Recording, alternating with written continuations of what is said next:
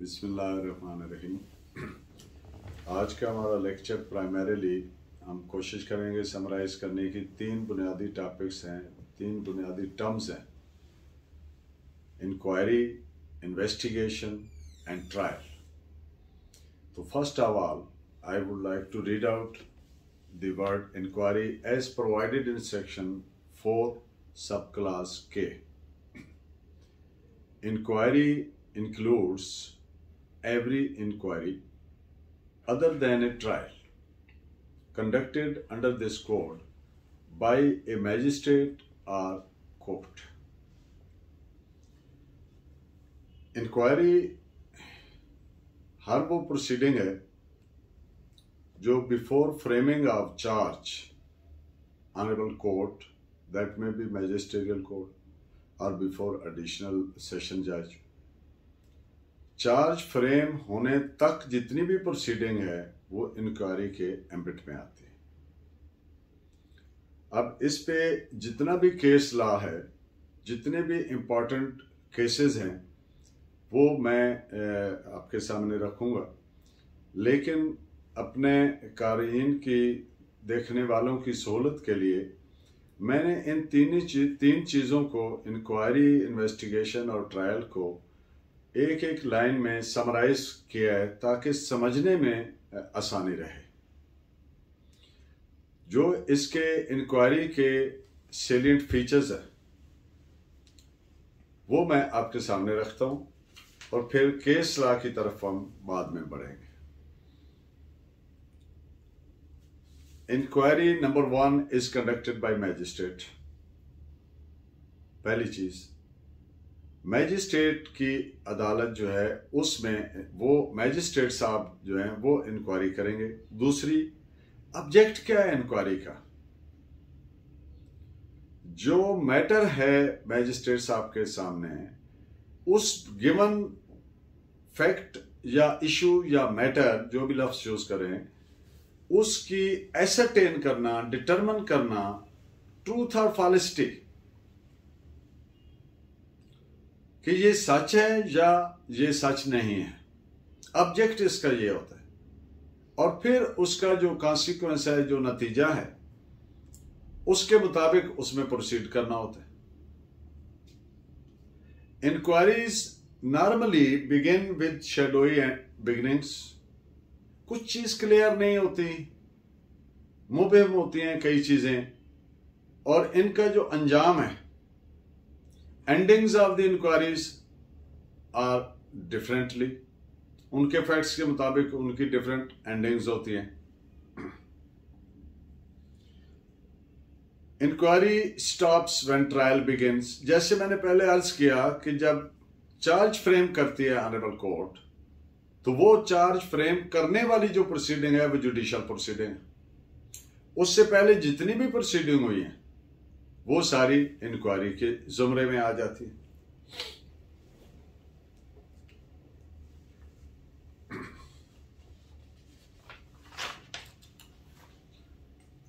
Inquiry में क्या क्या बुनियादी चीजें शामिल होती हैं जो चार्ज फ्रेम होने से पहले होती हैं? Inquiry includes furnishing to the accused the copies of police report,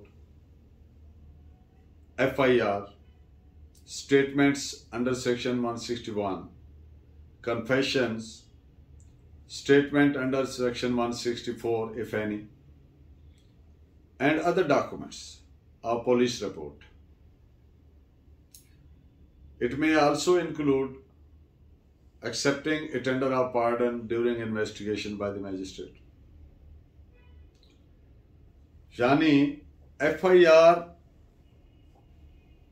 जो, और उसके अलावा जो बयानात गवाहों के रिकॉर्ड किए पुलिस ने दौरान तफ्तीश अंडर सेक्शन 161, उन तमाम की नकूल, चलान की नकूल, अगर कोई इन्वेस्टिगेशन के दौरान किसी का बयान रिकॉर्ड हुआ है 164 CRPC के तहत, तो उसकी नकूल।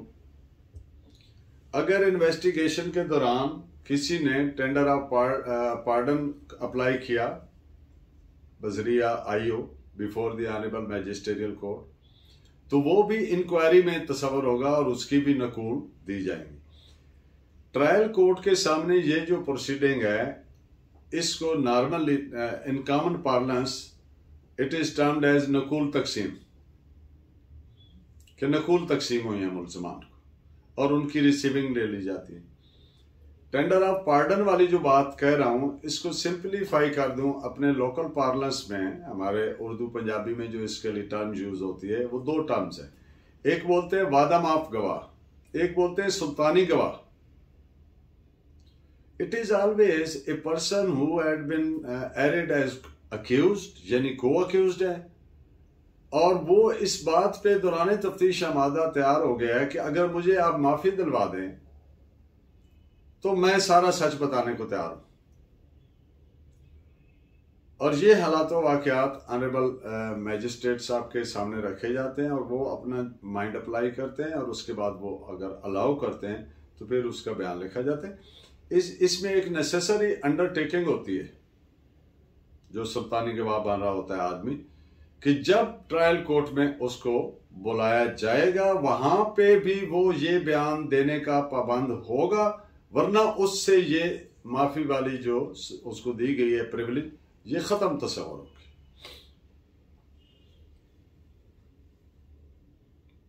इसके अलावा सीआरपीसी की डिफरेंट सेक्शंस हैं जिनमें डिफरेंट प्रोसीडिंग्स हैं, उनमें से जो इंक्वायरी के एम्बिट में फाल करती हैं वो हैं proceedings under section 133, 144 CRPC, 145 CRPC, 164 CRPC, 176 CRPC, 202 CRPC, 329 CRPC and 340 CRPC। ये जितने भी दफात मैंने गिनी,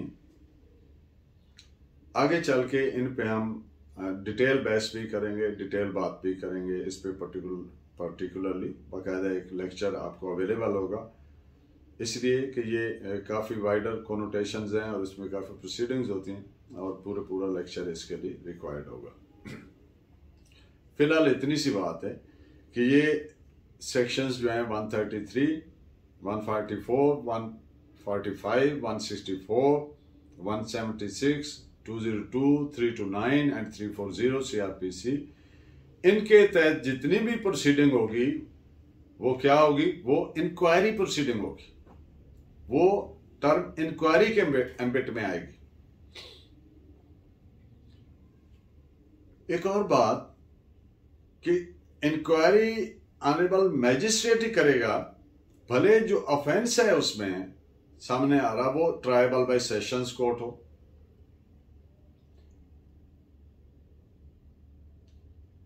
इंक्वायरी एक साइड पे इन्वेस्टिगेशन से अलग है। जैसा कि आप जानते हैं कि इन्वेस्टिगेशन क्या है, it is collection of evidence, और इस पर डिटेल बात आगे इन्वेस्टिगेशन की जब बात होगी तो उसमें आ जाएगी। और ट्रायल क्या है, when the honourable trial court frames charge then the charge commence, और जो then the trial commences on framing of charge। तो framing of charge क्या प्रोसीडिंग है, जुडिशियल प्रोसीडिंग है, वो इंक्वायरी में नहीं आएगी। और ट्रायल एंड्स इन टू इवेंचुअलिटीज, या कन्विक्शन या बरीयत, जबकि इंक्वायरी की जो एंड्स हैं वो डिफरेंट है, वेरियस है, उसके एंडिंग्स वेरियस है, उसके हालात वाकयात के मुताबिक जो भी उसका बनेगा। इंक्वायरी का जो स्कोप है that is wider than the investigation और ट्रायल, इसका स्कोप बहुत बड़ा। Inquiry stops when trial begins. अब ट्रायल की जो सेलिएंट फीचर्स हैं, वन लाइनर, वो मैं अर्ज कर दूं। Trial is a judicial proceeding, I repeat, कब शुरू होती है, जब ऑनरेबल कोर्ट चार्ज फ्रेम करती है। चार्ज फ्रेम करना जुडिशियल प्रोसीडिंग इसलिए बोलते हैं कि जुडिशियल कॉग्निजेंस ले ली कोर्ट ने किन चीजों की, जो मटेरियल है ऑनरेबल ट्रायल कोर्ट के सामने, उस सारे को अपने माइंड अप्लाई किया, फैक्ट सर्कमस्टेंसेस को, and now the court has come to conclusion that sufficient material is on the record to proceed with the case. तो फिर इट मीन्स कि कोर्ट ने कॉग्निजेंस ले लिया और अब कोर्ट उसके साथ, तो ये जो ट्रायल की प्रोसीडिंग हो गई, जुडिशियल प्रोसीडिंग हो गई, taking up cognizance. Trial commences from framing of charge. Object of trial is determination of the facts और issues of that particular case which is going to be tried. Determination of facts and issues को simplify कर लेते हैं। मकसद कि जो इल्जाम है उसका तयन करना है कि ये दुरुस्त है या गलत है। अगर इल्जाम सच्चा है, यानी prosecution has proved it's case sufficiently beyond any shadow of doubt, तो फिर क्या होगा, फिर ट्रायल कोर्ट उसको कन्विक्ट करेगी और सेंटेंस पास करेगी। और अगर prosecution fails to prove the allegation तो कोर्ट उसको एक्विट करेगी, बरी करेगी। Trial presupposes an idea of offence whereas inquiries may also extend to matters which may not be offensive. Inquiries किसी भी ऐसे मामले की हो सकती हैं जिनमें से जरूरी नहीं कि जिनमें ऑफेंस इन्वॉल्व हो। जैसा मैंने पहले अर्ज किया कि इंक्वायरीज का एम्बिट स्कोप वसी है एज कंपेयर टू ट्रायल। अब हम ऐसे ही मुख्तसरन इन्वेस्टिगेशन की जो वन लाइनर मैं आपके सामने रखना चाहता हूँ, फिर इस पे आगे डिटेल में हम केस लॉ की सूरत में आपके सामने रखूंगा। Investigation is conducted by police officer और by any such other person who is authorised by the magistrate in this regard. ये बात काबिल जिक्र है। ये तो बिल्कुल सिंपल बात है कि हाँ जी पुलिस वाला करता है। हाँ, जहां पर यह बात है कि या कोई ऐसा आदमी जिसको ऑनरेबल मैजिस्ट्रेट ने ऑथराइज किया हो इन दिस रिगार्ड। ऑब्जेक्ट क्या है इन्वेस्टिगेशन का, मकसद क्या है, क्यों की जाती है? The prime object of any investigation is collection of evidence. किसकी? जो इल्जाम है, उस इल्जाम से रिलेटेड जितनी भी एविडेंस है उसको कलेक्ट करना। Investigation when starts when a crime is informed, when an offense is informed to the police officer और पुलिस उसका बाकायदा गिवन जो एक प्रेस्क्राइब्ड रजिस्टर है उसमें दर्ज करती है। आप जानते हैं सेक्शन 154 के तहत जिसको हम कहते हैं FIR दर्ज हो गई, तो वो जो रिपोर्ट प्रेस्क्राइब्ड रजिस्टर में दर्ज करता है regarding commission of an offence, तो यहां से रिपोर्ट दर्ज होने के बाद इन्वेस्टिगेशन स्टार्ट्स। तो इसके जो मेन इन्वेस्टिगेशन, चूंकि ये टॉपिक इतना अहम है इसलिए मैं उसको थोड़ा समराइज किया सेलेंट फीचर्स को कि क्या क्या वो जरूरी चीजें हैं इन्वेस्टिगेशन की। तो taking of warrant of arrest, seizure, search, raid, lay trap to arrest, accuse, all proceedings for collection of evidence।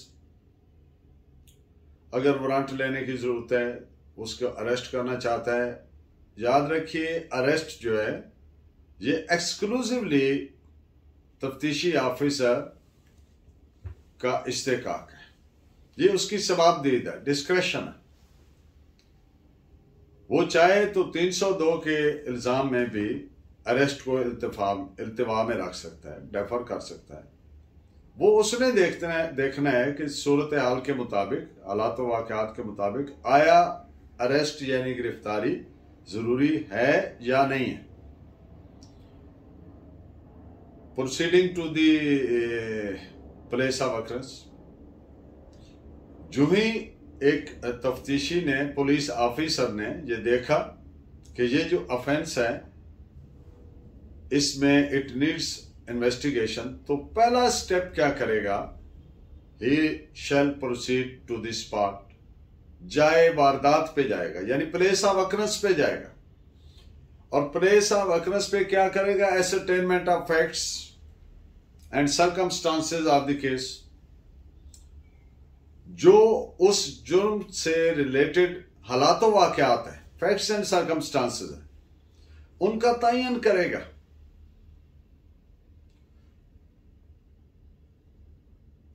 वहां पे मौजूद ऐसे लोग who are acquainted with the crime, जिनको उस केस के हालात वाकयात का पता है, उनके बयानात रिकॉर्ड करेगा।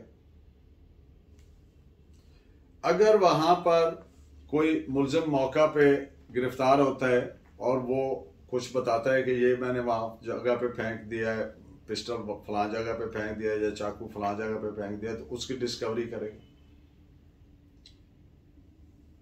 आगे सेक्शन 103 में चल के मैं इस पे डिटेल बात करूंगा, लेकिन यहां पर बाय द वे एक बात कर दूं, क्योंकि इसमें अक्सर मैंने देखा है कि कंफ्यूजन रहा है। बाज दफा मैंने देखा हमारे कलीग्स के माइंड में, रिकवरी और डिस्कवरी में फर्क होता है। रिकवरी है कि पुलिस ने एक रेड किया, सर्च किया, पहले परमिशन ली, सर्च की और फिर रेड किया और वहां से कोई चीज इंक्रिमिनेटरी मटेरियल रिकवर किया। लेकिन जब एक मुलजिम गिरफ्तार है तो उसने इंकशाफ किया, उसने पुलिस को बताया कि ये मैंने जुर्म करने के बाद ये जो वेपन ऑफ ऑफेंस है फॉर इंस्टेंस फलां जगह पे रख दिया था और मैं आपको रिकवर करा देता हूं, बरामद करवा सकता हूं। Now the accused is leading the police party to that one particular place where he has got concealed that weapon of crime, weapon of offense. अब मुलजिम लेकर जा रहा है, मुलजिम लीड कर रहा है उनको। तो जब मुलजिम के इंकशाफ पे मुलजिम बरामद करवा रहा है एक चीज को, तो उसको डिस्कवरी कहेंगे। अब इसमें फर्क क्या आ जाता है कि जो रिकवरी के वक्त दो respectable persons of the locality mandatory हैं कि विटनेस करें फैक्ट ऑफ रिकवरी को, वो डिस्कवरी में मैंडेटरी नहीं है। डिस्कवरी में compliance of 103 CrPC is not required in that sense as it is provided over there और इन सेक्शन 165 सीआरपीसी। तो दिस इज द डिफरेंस। इस पे ये चूंकि जरूरी एक बात थी, मैंने कर दी। आगे चल के सेक्शन 103 पे जो लेक्चर होगा उस पे कंप्रिहेंसिवली अलॉन्ग विद केस लॉ मैं ये बात मजीद करूंगा। Scissor of things necessary. अब तफ्तीशी अफसर के जो तफ्तीश में जरूरी उसने स्टेप्स लेने, कोई चीजें अपनी कस्टडी में। सीजर का मकसद होता है जैसे इंपाउंड होता है, इंपाउंड और सीजर तकरीबन एक ही जैसे सेंस में, जब कानून अपनी कस्टडी में ले लेता है उसको कहते हैं सीजर या इंपाउंड। वो इंपाउंड जरा डॉक्यूमेंट्स और उस सेंस में आ जाते हैं, सीजर जरा इस सेंस में। तो जो चीजें वो जरूरी हैं, जिनका कौन सी जरूरी हैं, जिनका किसी भी तरह से उस जुर्म से रिलेशन बनता है, उस जुर्म से ताल्लुक बनता है। मिसाल के तौर पर जहां बंदे को फायर लगा और खून गिरा और वो जो खून आलूद मट्टी है वो कलेक्ट करना, उसका ताल्लुक है क्राइम से। फिर उसका केमिकल एनालिसिस से एग्जामिन करवाना। तो इस तरह जो भी चीज जिसका क्राइम से रिलेटेड है उसको अपनी कस्टडी में या अपने उसको सीज करना, सीजर करना। जो रिकवरीज होती हैं इन्वेस्टिगेशन में, उनके recovery memos in accordance with prescribed law वो तैयार करना, और जो आर्टिकल्स जिनके जो रिकवर्ड हुई हैं ड्यूरिंग इन्वेस्टिगेशन वो ट्रायल कोर्ट के सामने पेश करना। फॉर्मुलेशन ऑफ ओपिनियन, जो जिस आदमी ने इन्वेस्टिगेशन किया है वो एक अपनी राय का भी इजहार करता है, जो which can be taken notice of by the court, लेकिन वो कोर्ट पे ना बाइंडिंग है ना वो एडमिसिबल इन एविडेंस है, लेकिन कोर्ट उसका नोटिस ले सकती है, क्योंकि एक आदमी जो फर्स्ट हैंड डील करता रहा है, फर्स्ट हैंड नॉलेज है उसके पास, तो उसका क्या इसके बारे में व्यू है। It may assist the honourable court to reach a just conclusion.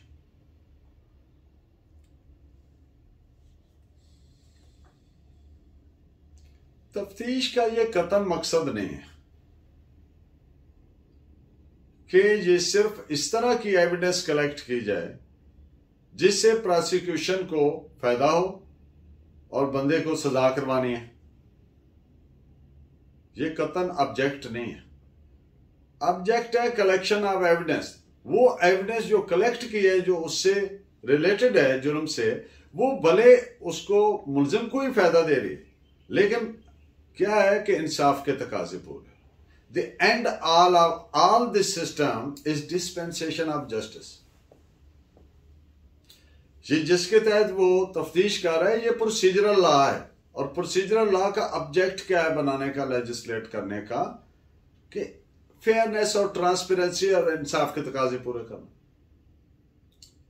तो इन्वेस्टिगेशन कलेक्ट करना इस तरीके से नहीं करना कि उससे सिर्फ मुल्जिम को सजा दिलवाई जा सके, बल्कि हर वो चीज कलेक्ट की जाए इन्वेस्टिगेशन में जो जुर्म से भले वो उससे मुल्जिम बेगुनाह साबित हो रहा।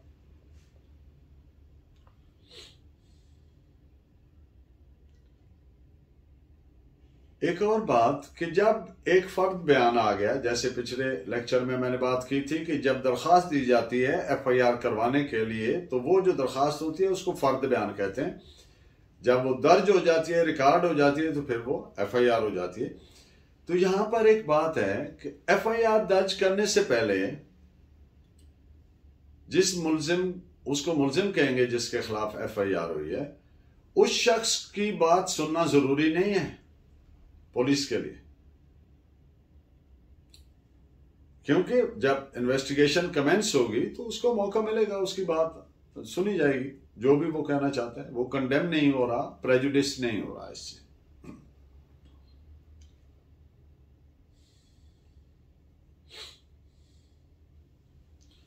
एक और अहम बात कि बाज़ औक़ात ऐसा महसूस हो जाता है ट्रायल कोर्ट में कि इस पॉइंट पे डिफेक्टिव इन्वेस्टिगेशन हुई है या फर्दर इन्वेस्टिगेशन ज़रूरी हुई है। तो यहाँ मैं अर्ज कर दूं कि ट्रायल कोर्ट के पास कोई ऐसा इख्तियार नहीं है, क्योंकि CRPC में कोई ऐसी प्रोविजन नहीं है जो उसको ये इख्तियार दे कि दौरान वो री इन्वेस्टिगेशन का हुक्म कर दे। ऐसा नहीं हो सकता। Word investigation connotes powers and restrictions of police officer what they can choose।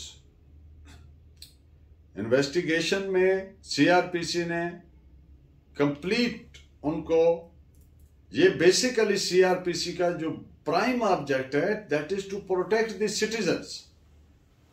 क्या चीज? From the police excesses, police जो तजावज करती है, और दूसरी सिटीजन के फंडामेंटल राइट्स को प्रोटेक्ट करना। इसलिए वो एक तरीकाकार दे दिए गए कि पुलिस ऑफिसर ने, यानी तफ्तीशी ने, किस तरीके से चल सकता है, क्या कर सकता है, क्या नहीं करना, उसने सारी वो चीजें बता दी। और जो आईओ से एक्सपेक्टेशन है लॉ की, CRPC की, IO being a public servant is expected to conduct the proceedings fairly and without having any bias, बिल्कुल गैर जानिबदार होकर और बिल्कुल फेयर तरीके से, क्योंकि वो पब्लिक सर्वेंट है।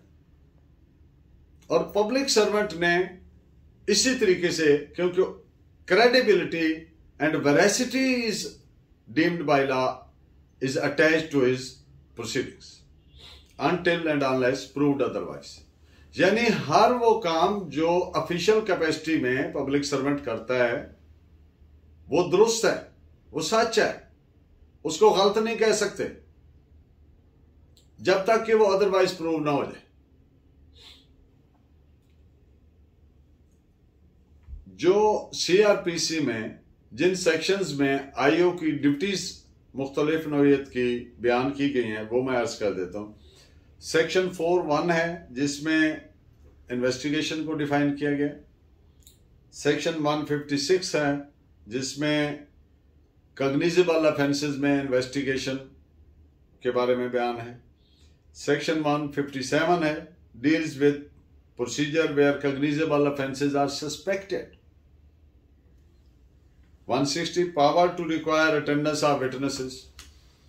पुलिस किसी भी फर्द को जिसके बारे में पुलिस का ख्याल है कि इसको इस जुर्म की बाबत एक्वेंटेंस है, को मालूमात है, उसको हुक्मनामा तलबी जारी कर सकती है अंडर सेक्शन 160 और बुला सकती है।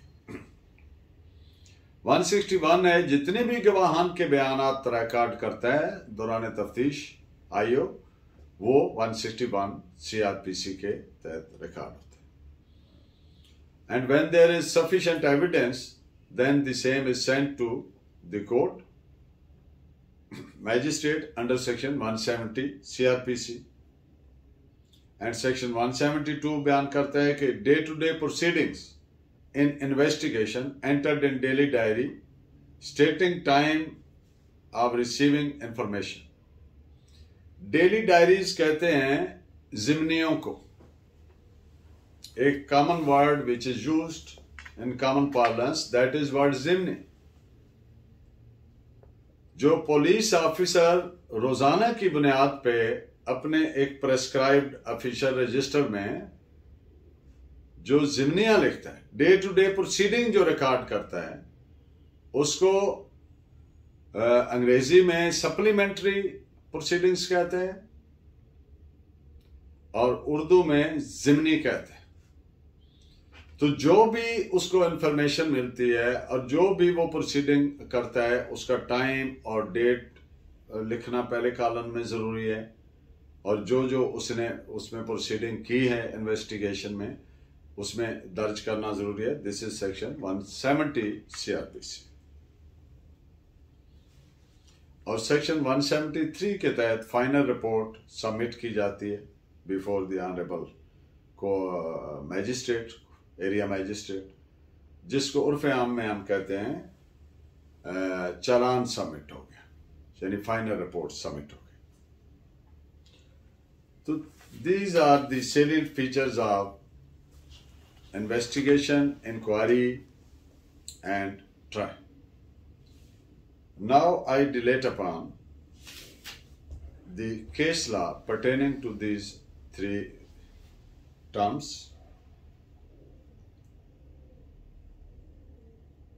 An inquiry must be by a magistrate or court, whereas investigation is always by a police officer or any person authorized by the magistrate.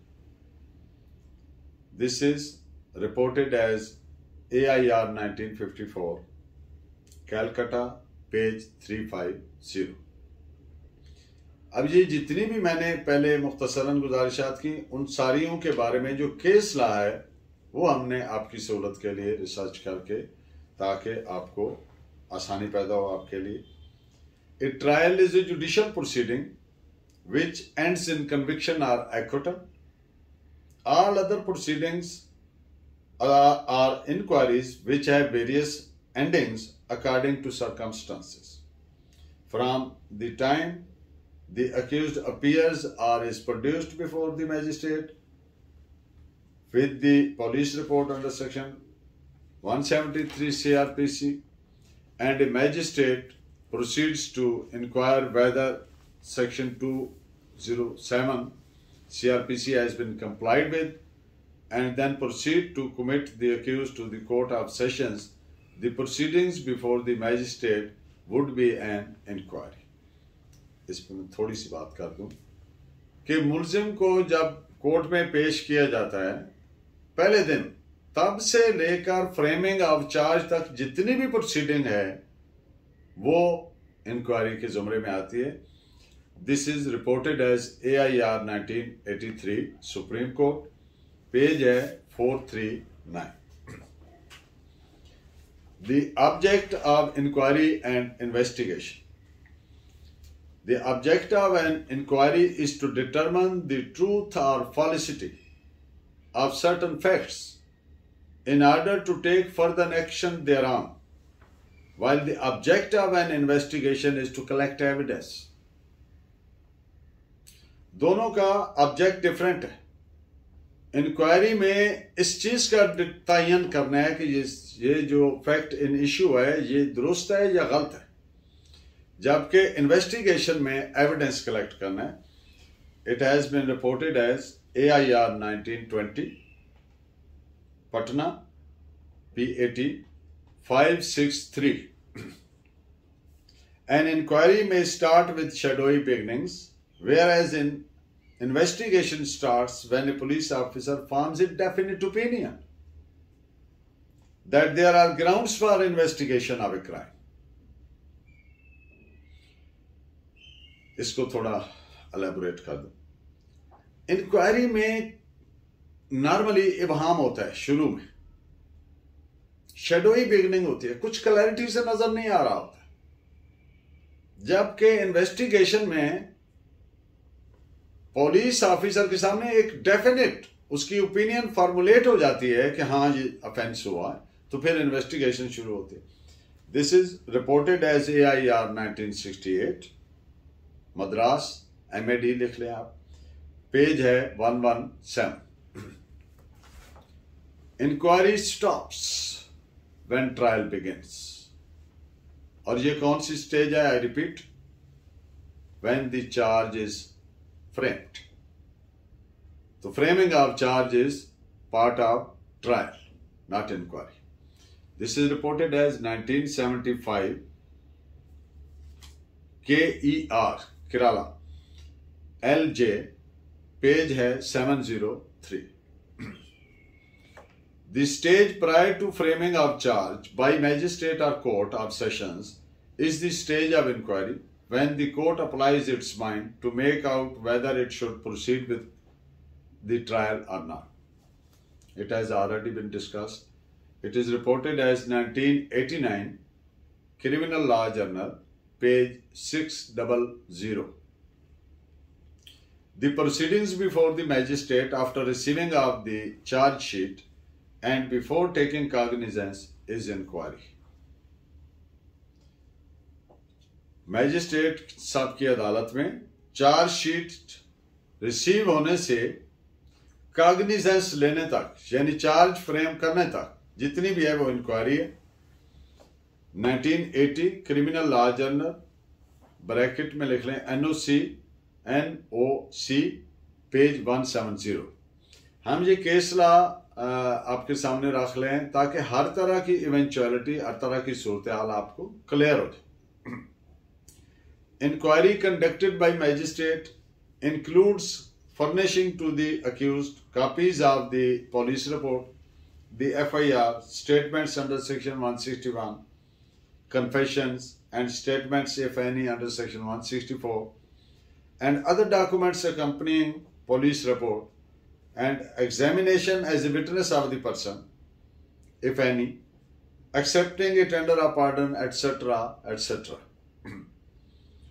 It is reported as 1982 Criminal Law Journal, page 1403.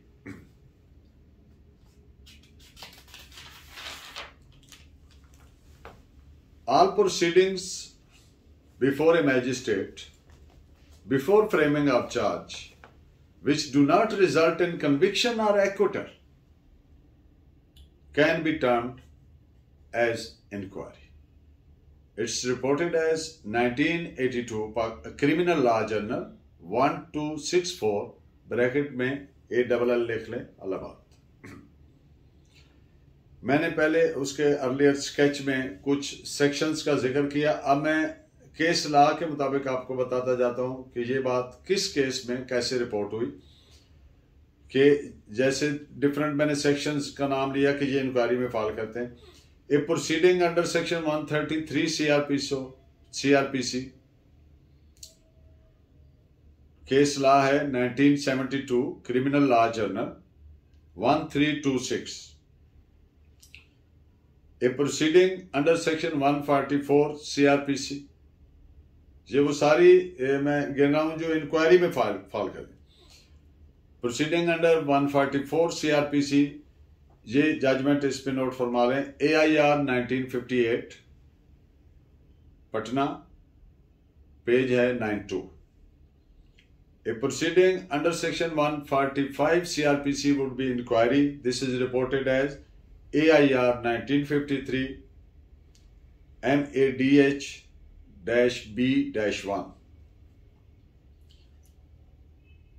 Regarding the statement under section 164 would be an inquiry.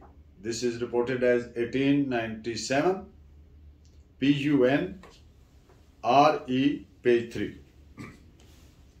A proceeding under section 176 CRPC,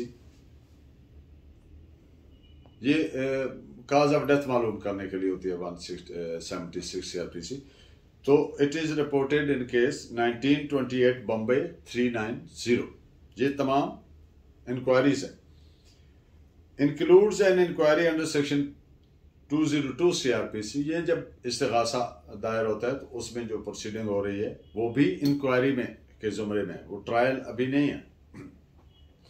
to know the truth और falsity of complainant before issuing process against the accused. This is reported as 1991 criminal law journal 1357, bracket में ALL लिख लें। An inquiry under section 329 as to the state of mind of the accused is only an inquiry and not trial. This is reported as AIR 1918 1918 PAT Patna, page है 179। Inquiry includes proceeding conducted under 340 CRPC by civil or revenue court as well. This is reported as AIR 1968 PAT, page 100। अब हम trial और inquiry को, इनका क्या फर्क है, उस तरीके से केस लॉ आगे मजीद आपको पेश करता हूं। The word trial presupposes the idea of an offence while an inquiry extends to matter which may not be offenses. Trial ends in conviction or acquittal, and inquiries have various endings according to facts and circumstances. It is reported as AIR 1933 PC, page 218. An inquiry can be conducted by a magistrate, no matter that the offence our case is triable by Court of Sessions, PLD 1989, Supreme Court, page 519. Trial generally means the determination of the issues or facts of a particular case which is being tried by the court. AIR 1957, Supreme Court, page है 389. Trial commences with the framing of charge. No trial can be concluded unless judgment and sentence is passed. It concludes when judgment is pronounced, though the judgment is one of acquittal. दो judgements पेश करता हूँ इस regard में। AIR 1951 Allahabad ALL 549 and AIR 1955 Assam, page है 214।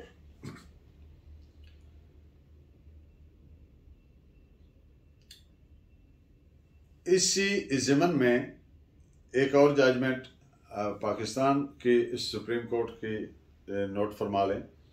PLD 1989 supreme Court page है 519, उसमें भी यही बातें बयान की गई। The word inquiry must be distinguished from investigation on one hand and trial on other. Inquiry stops when trial begins. Inquiry is wider than trial. Trial presupposes the idea of an offense, but inquiry relates matters which are not offences. All these proceedings are before a magistrate prior to framing of charge, which do not result in conviction or acquittal, be termed as inquiry. ये सारी बातें हम already इस पे कर चुके हैं। इस पे केस लॉ जो है वो काइंडली नोट फरमा ले।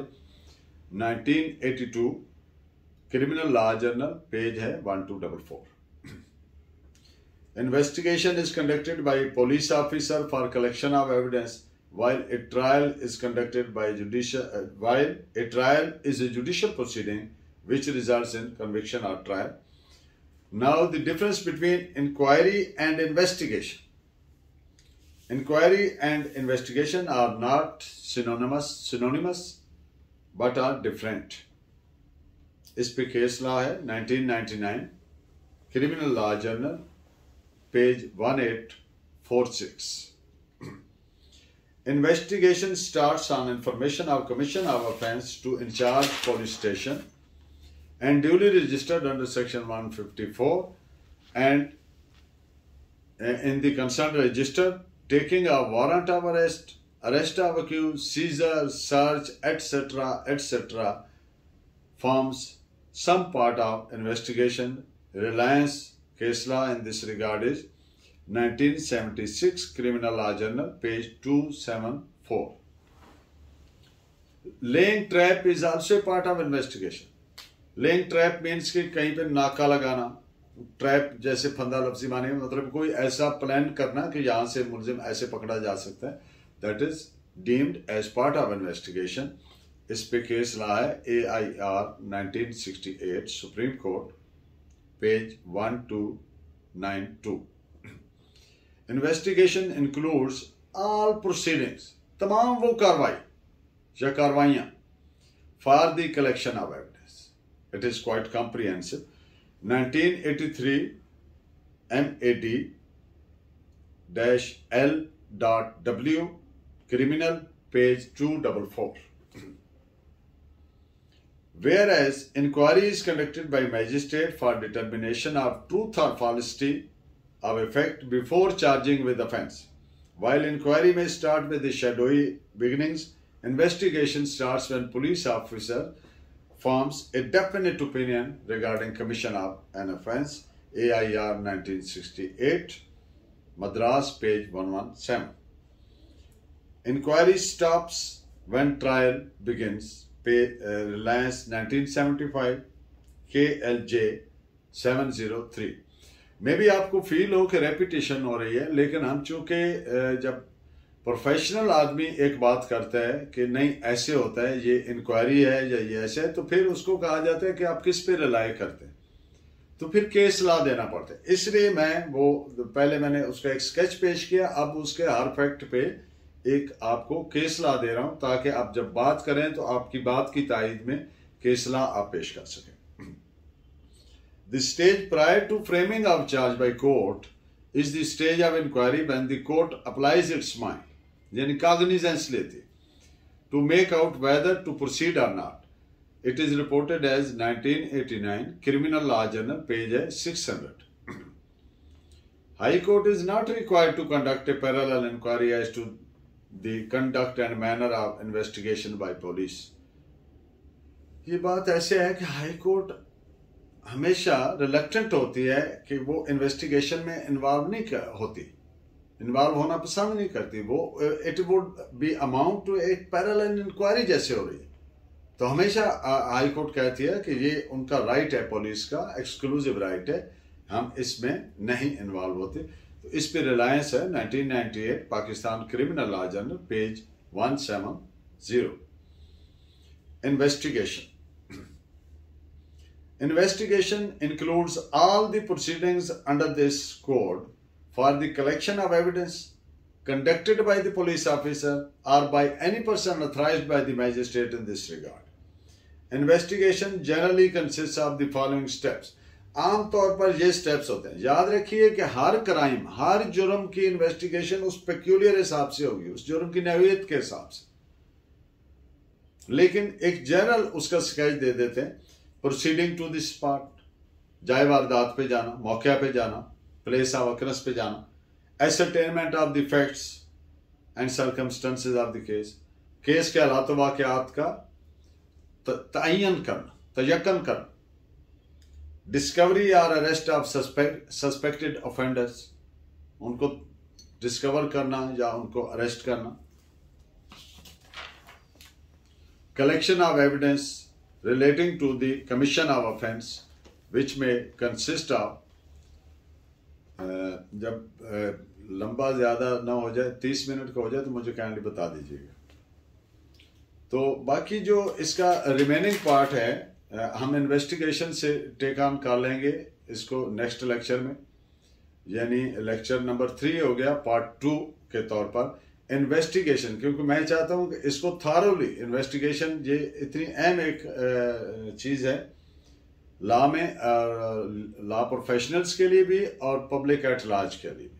तो नेक्स्ट पूरा लेक्चर मैं इसी इन्वेस्टिगेशन पे आपकी खिदमत में हाजिर होता हूं। तो तब तक मेरी तरफ से अल्लाह हाफिज़, थैंक यू वेरी मच और शुक्रिया।